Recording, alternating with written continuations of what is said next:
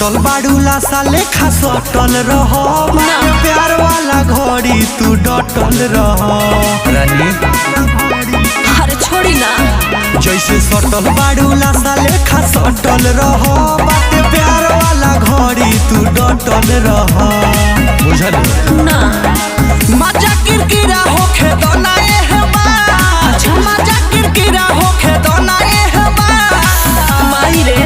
धीरे धीरे पार गिरे तनी करए भाता धीरे धीरे पार गिरे तनी करए भाता अरे समझे कि नहीं और बात कहलू करए भाता म्यूजिक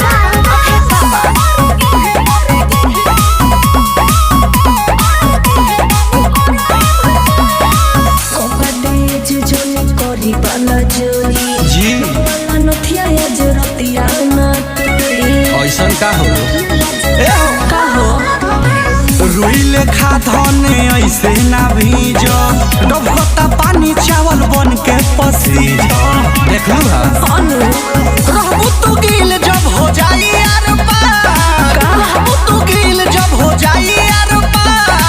ओहो धीरे धीरे पार गिरे तनी करए भाता धीरे धीरे पार गिरे तनी करए भाता अरे बहुत कष्ट हो रहा है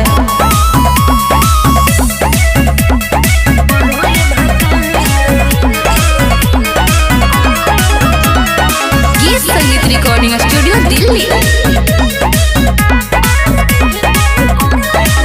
परदेसी पिया जी कुंवर पतो तरनी अच्छा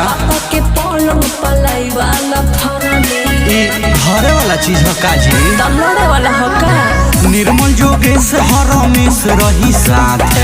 तीन थाने